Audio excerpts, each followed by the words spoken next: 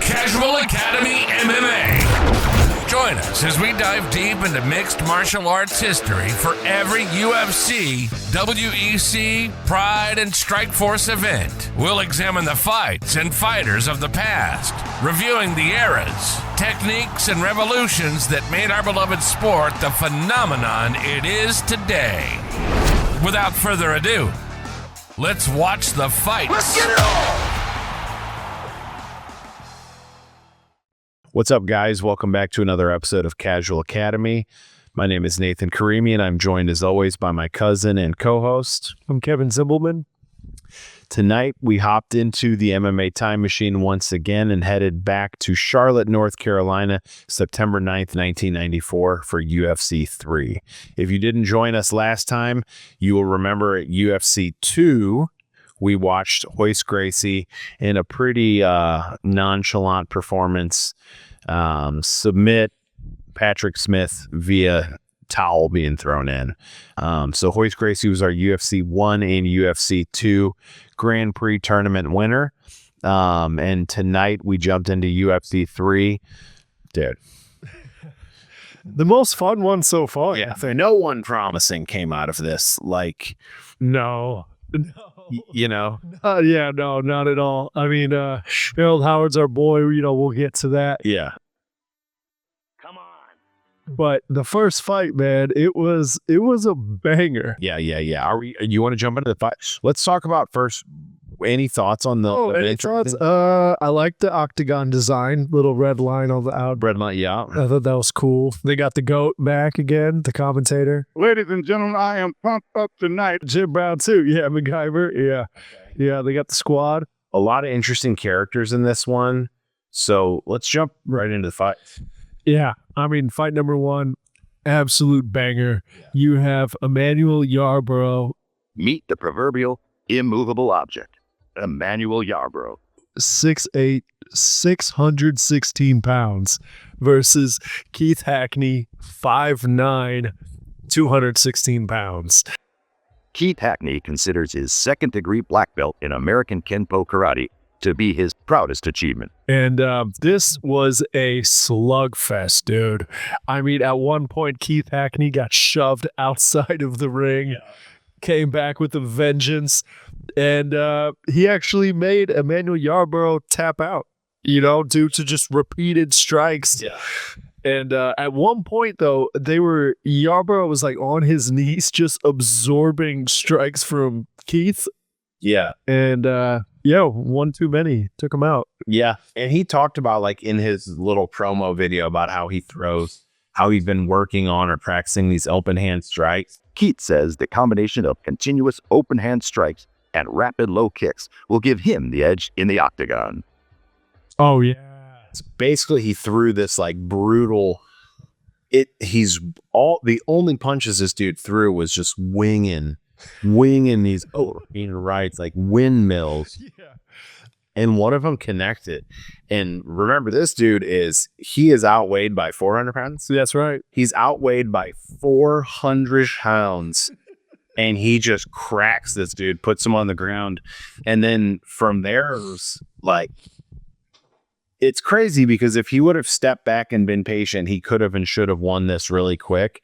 But it ended up turning into a war because that fucking big old fat monster was, dude, like, he had power.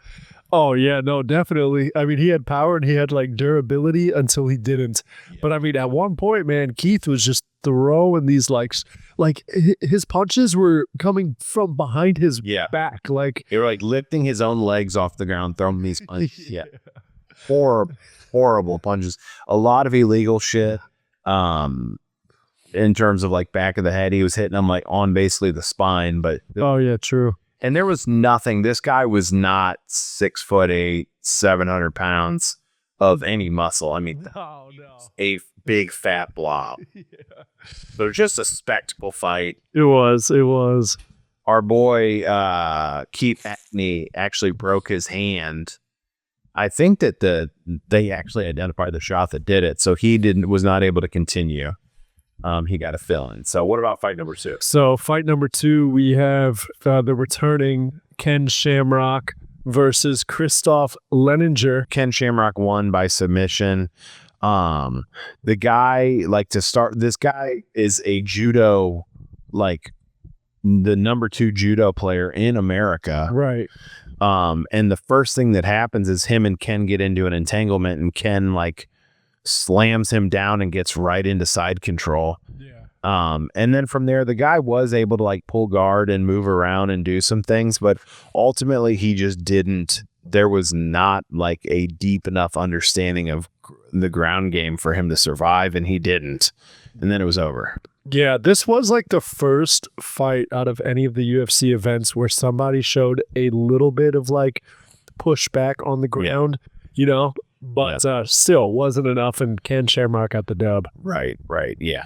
Easy, like you said, forgettable fight, not one to go back and find. What's fight number 3? Now, fight number 3, definitely not forgettable. You have Roland Payne versus Harold Howard. Roland Payne is a Muay Thai expert versus Harold Howard, a karate and jiu-jitsu expert.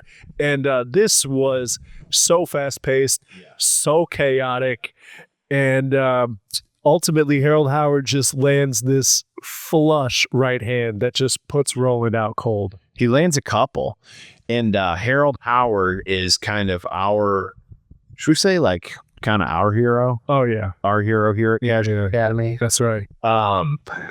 Dude, we got to get a poster of him. Yeah, we got to get a poster of Harold Howard. I mean, just the most insane Canadian mullet. Yeah. He wears a wife beater and gi shorts with one of, his choice of black belt, because he's a black belt in 9 different things. Right. When you see this dude fight, you more so in his second fight, even though we'll get to what happened, but you can tell he has first of all, he's got a wicked fucking jab. Oh yeah, he does. It's like a GSP. Funny enough, it's like a GSP jab. It comes up from the hip and just wings. He steps into it. Hard. It across. That cracks both of his opponents at one point. And then following that up, dude, I'm not going to say he looks like Darren Till, but he's got that Darren Till 1-2, except he's off balance and it's not as devastating. But plus once he gets to the ground, he kind of sucked on the ground. He got a little exposed, but his credentials sounded cool. Yes, he's the Canadian Brazilian Jiu-Jitsu champion. Yeah. A couple sweeps though. At one point in time, a Roland Payne tries to take him down, and he basically just rolls with it and throws him off. Yeah, he rolled Roland. Some of Harold's success seemed to come from enthusiasm. Oh, for sure, dude. I mean, he did not stop bouncing. Yeah. At all. Yeah. He was just hyped up, dude. He was really fun. Yeah. Really fucking fun fight. Harold Howard is worth checking out if there's any way to find some of his old stuff. 100%. Fight number 4, we have Royce Gracie versus Chemo. And Royce Gracie is 6'1", 176 pounds with a record of 58-1 apparently. And Chemo is 6'2", 250 pounds. And this was actually pretty surprising to watch because it's the first time Royce had adversity. I mean, this fight was longer than I feel all of his fights combined. And it was a little bit of back and forth. I feel Chemo took his back at one point, but ultimately, Royce made him tap to an arm bar. Yeah. It was, man. It was it's funny because this is kind of that legendary fight of Royce Gracie takes on a 270-pound man. Make no mistake about it, Chemo is jacked, stacked, and on crack. Nice. This dude is, by the way, not Izzy, not fucking Colby Covington, not Patty Pimblett. No one in the history of this sport, nay, the earth, has never had a walkout quite like he. My name is Kimo Leopoldo. I'm originally from Hawaii. I'm fighting out of Huntington Beach, California. My purpose here is to bring the gospel of Jesus Christ throughout the whole world.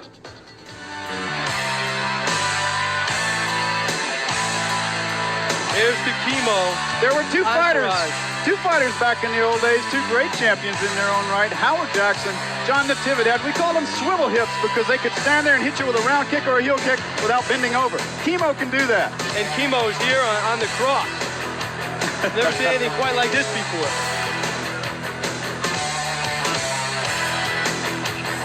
Chemo is the type of fighter we understand. Is Larry, he got his money, he got his reputation fighting in the streets, like Charles Bronson in hard times. When I say he goes around the world 6 months of the year spreading the word, this is what I mean. He is definitely on a mission.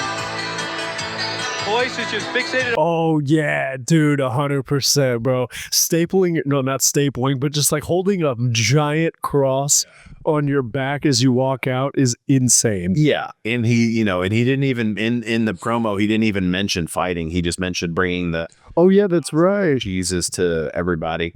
So yeah, this fight kind of to me exposed Hoist a little bit. Ooh, why'd you say that? Well, dude, don't get me wrong. Hoist won this fight, and he was the aggressor. He was the littler guy pushing Chemo up against the fence, all that stuff. But Hoist's takedowns were like fairly simple, and he was just trying like trips, and he never like. There was no like, wow, he's so much more of an expert. Yeah. Than everyone else. It almost just seemed like he was biding his time to get something, but Chemo kind of held his own for a while, and especially in the stand-up where he wasn't able to be taken down. And then once it got to the ground, like you said, he kind of took Hoist's back. He was trying to get hooks in, which Hoist, in fairness to him, seemed to welcome that. True. He seemed to almost be like, fuck it. If you want to take my back just so we can get to the ground. Yep. Like you said in the end. Oh, and Chemo was busted up. Yeah, he was. Hoist was throwing these little, like, which I thought were like pitter-patter strikes from the ground, but they did a lot. Bare knuckle cut him the fuck up, dude. One of his eyes was just totally bleeding.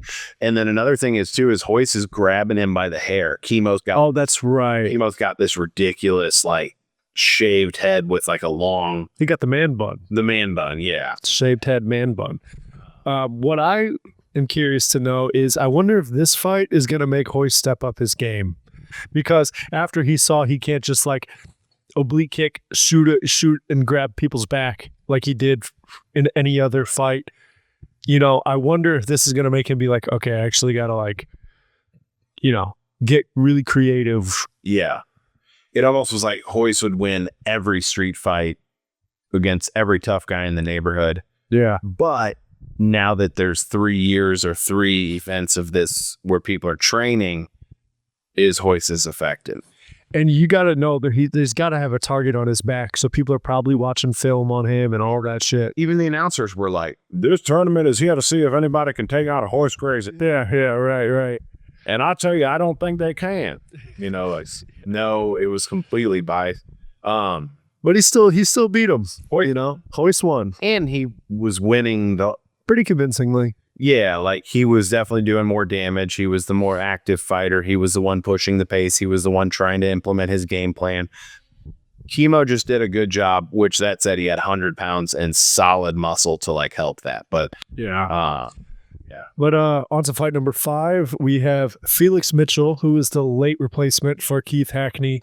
Hello, martial arts fans. I'm Felix Lee Mitchell. I'm here at the UFC 3. Hopefully I get a chance to fight Horace Gracie and win the championship. Versus Ken Shamrock. This one was kind of boring. I'm not going to lie. This was the clinch fest where Ken just kind of made Felix like kind of work and exert himself a little bit until he could find some advantageous position. And Ken ended up sinking in a rear naked choke.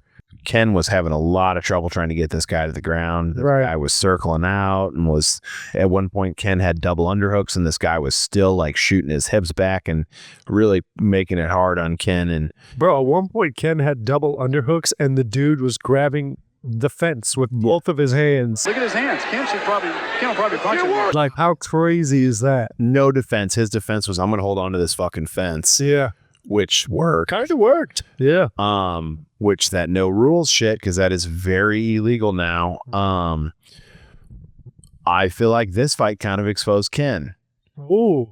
Like in the sense that maybe I'm thinking too highly of these guys early on, but #1 shoot box fighter in Japan. We know that Ken goes on to have this amazing career. I've never even heard of, nor could I even remember this guy, Felix Mitchell's name.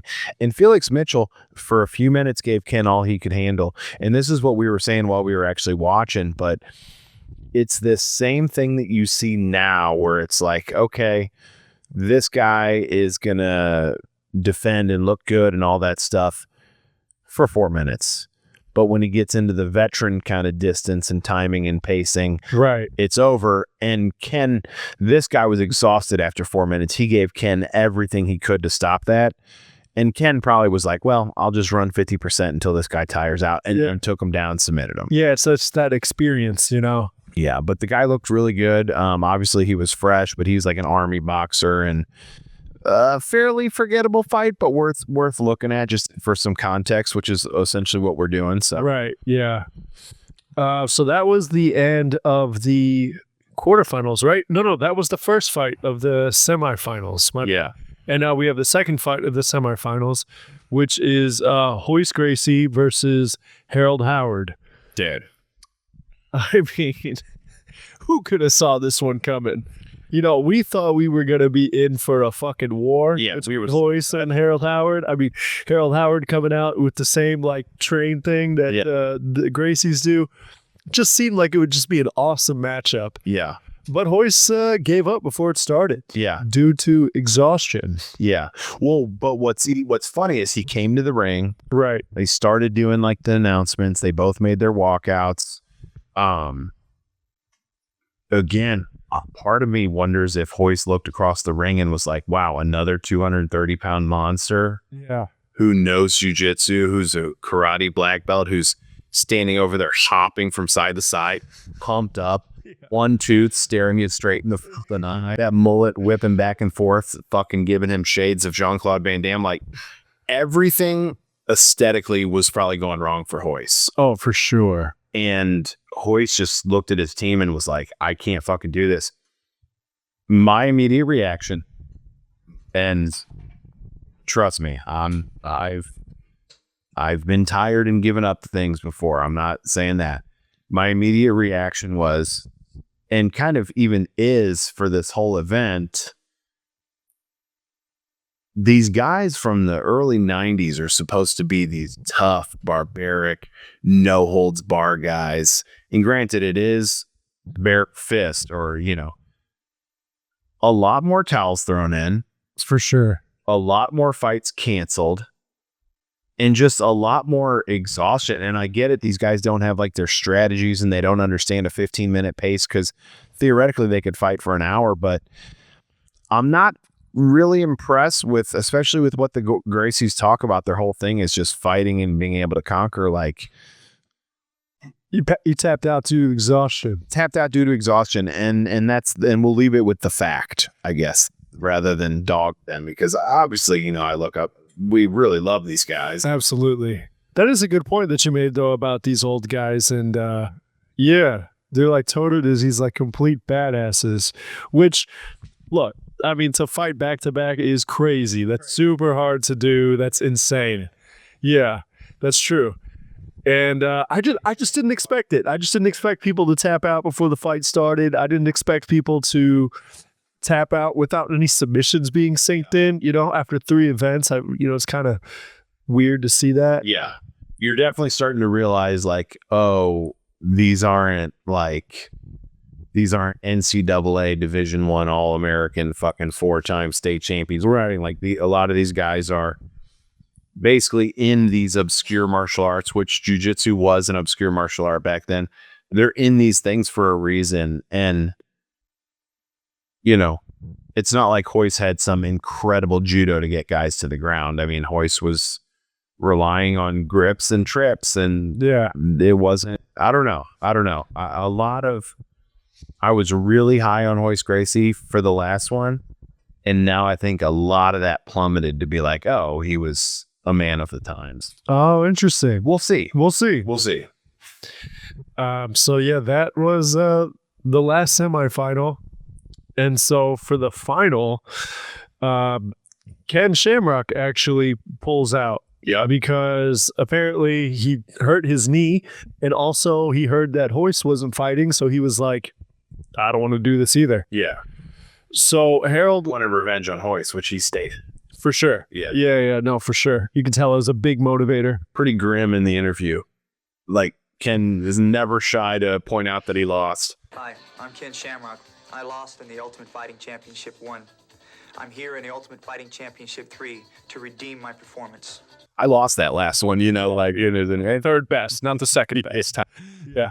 And, we thought, okay, Harold Howard, he didn't have to fight Gracie. Who's he going to fight? He fights a late replacement, 5'10", 215 pounds, third-degree black belt, Steve something. Yeah. Steve Jism. Yes. Jenham. And, we thought this was easy. This is a wash. Harold Howard get this. Man, very unfortunate. Steve gets Harold Howard up in top mount, and Howard tapped.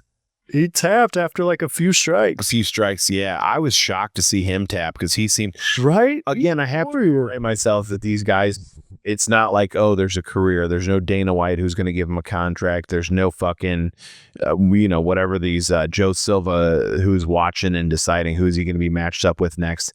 This is kind of just like, well, I got drunk enough to sign this contract. I'll get him next time. Yeah, I'll get him next time or whatever.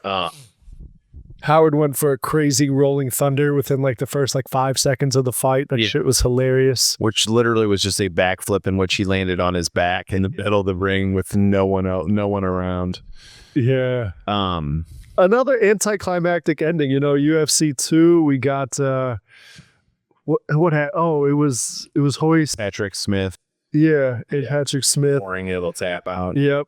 And now in this one, you got a late replacement guy winning the whole tournament, winning $60,000 off of one fight. What did you say about GSP watching? Oh, apparently GSP watched this fight and saw Steve Jenham, win this fight, and that inspired him to pursue mixed martial arts. This is about a whole 10 years before GSP certainly was in the UFC. Yeah, I was trying to think how old he probably was when he must have been probably 15. Yeah. But it's crazy to think about guys like that watching this because, dude, again, Harold Howard came out like it's almost like his enthusiasm hurt him here because I feel like if they fought again, Harold Howard fresh might have been able to win.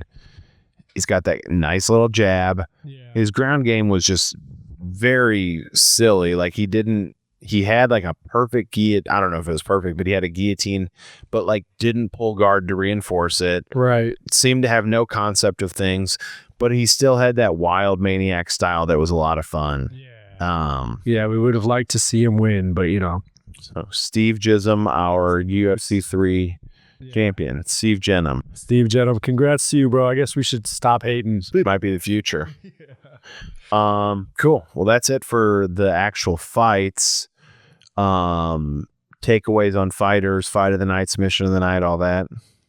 A couple takeaways. I wonder if Hoist and Ken are going to come back stronger after this because they both had subpar performances. I'm very curious on that because there's no way that they're just hanging them up now. You know what I'm saying? Yeah. I'm very curious. Careers. We know that both of them have futures for sure. So at the very least, we know that. So they must get better. But yeah, better than Steve Jenham. That doesn't seem like much of a bar, historically speaking. Yeah, let me get a super cool finalist or something. Even a Patrick Smith seemed like more of a test. I know you were high on Patrick Smith. Dude, he looked explosive. Yeah, he did look explosive. Okay, he flamed out. Very good question, and I'm curious to see. I was curious to see that, and this is the first time where they both looked very, not just beatable, but it's plausible that they would lose. Right. And I bet what's going to be really fun is going to see other wild cards come up. Yeah. You know what I'm saying? Who's the next Harold Howard or whatever? Yeah, this whole event. Yeah, got some wild cards, man. But so my big takeaway from this event was a dude like Harold Howard. He embodied that whole joking.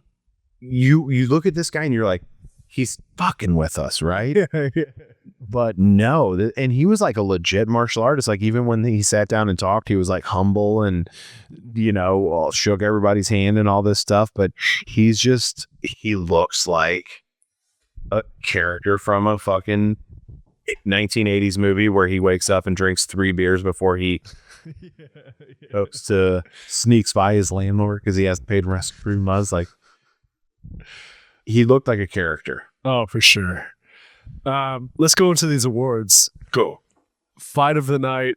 I mean, there's no argument, dude. It has to be Emmanuel Yarbrough versus Keith Hackney. Just a slugfest. My most favorite fight, I think, out of all 3 events. All 3 events, I would say so. My favorite fight just because it was absurd. It looked absurd. It was absurd. The outcome was absurd. Some of the everything. There was different moments in that fight that were just, at one point, that fat motherfucker was fighting just off his knees, swinging full punches with no feet under him. Yeah. Extremely entertaining. I don't know if I'd put it on like the Slugfest Hall of Fame or the Brutality Hall of Fame, but definitely one of the most fun fights. What do you got for knockout or submission? Definitely got Hoist submitting Chemo. Okay, same here. Just because it was, that's a historical thing. It was huge. Chemo was big. I think it's the only like real submit. Oh no, Ken got the rear naked choke. Yeah, which was a good rear naked choke, but that was more just like the guy gave up at a certain point. Yeah, no, I'd definitely give it to Hoist again for submission of the night for sure. And then knockout of the night. I mean, it's got to be Harold Howard, dude. What did Harold Howard knock? That annihilating right hand, remember? That sat, who is it? Sat Roland down. Yeah. Good knockout, too. Oh, yeah. You know what would have been interesting would be, and I think you kind of get the idea of who would win, but like Gerard Jardel. I was thinking that too versus Harold Howard. Howard would. Look at this matchmaking. Can you imagine that? I think Harold Howard would win that, bro. Yeah. I guess we won't see, but yeah. But no, that was UFC 3, The American Dream. Yeah. Is what it was billed as. Fun. It was a fun event for sure. Fun for sure. Going to the question that we end this always on, I guess I'll do 2. Any other takeaways from this event? No, I don't have any other ones. I think it's always worth, and we'll post these on the various social media channels, but I think it's always worth looking at some of the promo videos. Oh, yeah. They're so ridiculous. So ridiculous. And they're always, and with all this crazy buildup where you think that it's just fucking cocaine fueled, fucking, Motley Crue mania, then they get on and they're just like, I hope I do well. Yeah, 100%. Yeah. I believe I'm the best martial artist in the world. I believe in my skills. Other than that, man, our top 10 or like we don't really know what we're calling it right now, but it's going to go right there in place of where the Michael Scott poster is. We just need to frankly get it done. But we also don't have too many people to put on here. I have strong feelings about this, but I want you to go first. I mean, I think Harold Howard's on there, dude. Do you? Yeah. He lost, though. Man, hometown hero. Yeah, hometown hero, Harold Howard. I don't know. Let's see. Are you saying Hoist goes down 1 or something? Goes down where? He was number 1. That's what I'm saying. Then who would be number 2? Like, is that cop, Steve Jenham? Is Steve Jenham number 1 a pound for pound fighter on earth right now? There we go. No, but hell no. See what I'm saying? Like, that's why I guess he doesn't go down. See, I think. What is changes you'd make to it? What changes I would kind of make to it, unless I see something remarkable out of Hoist, I feel like it's just the wild, wild west, and it's a crapshoot, and there's no clear number 1 guy still. I mean, after UFC 3, it technically is Steve Jenham, and let's face it, no, Steve Jenham is not the number 1 guy on planet Earth right now. Yeah. Man, Hoist did win the first 2, though, so he has 2 championships to everyone else's 0, and Steve Sure. 1. That's like the only argument I could think of putting him at number 1, but I mean, he lost. Yeah, and I left UFC 2. UFC 1, I was like, Hoist beat these people. Pretty impressive. I left UFC 2 going, Yeah, Hoist's style right now will beat everybody. Yeah. And I left this going, oh, if someone can defend a takedown, what's Hoist going to do? Yeah. Yeah, we talked about this last time, I think, too. It was like how fast people are going to catch up. Happened a lot faster than we thought. Yeah, and we don't know because technically Hoist didn't fight. That's true. But And Chemo's a tough motherfucker. Chemo's 270 pounds. By the way, I forgot. One of the greatest moments of this whole entire fucking night, dude, was Chemo like storming into the cage after Hoist was after Hoist's team threw in the towel. Chemo and his fucking like single entourage, this cheerleader. Yeah, it literally looked like Bobby Lee if Bobby Lee was doing just all kinds of fucking steroids. WWF superstar Bobby Lee. And committed to a life of Christ. Just coming in the ring and just basically yelling at the crowd. Like, what the fuck he was like, that? I did that. I made Hoist like tap out. And it's just everybody was like, bro, get the fuck out of here. Yeah, dude, that was fucking It was really funny, though. Man, that was funny. But yeah, this event overall, man, cool, fun event. I'm not adding anyone to the pound for pound list right now. I'll keep Hoist on just out of curiosity of the future, but I'm not. People number one for respect. Yeah, he got 2 wins. He got 2 tournament wins. I still rank that as better than everyone else. For sure. And I mean, we know that he did beat Ken, and Ken brought what he brought to the table. He beat Chemo. Chemo was huge. We will never know would he have beat Harold Howard. What is your thought? I want to say, yeah. I mean, if Steve Jenham submitted Harold Howard, yeah, I want to say Hoist would have. Sure. That's fair to say. But also one stiff jab from Harold Howard, dude. I don't know if Hoist is taking that. But Hoist never seemed to like.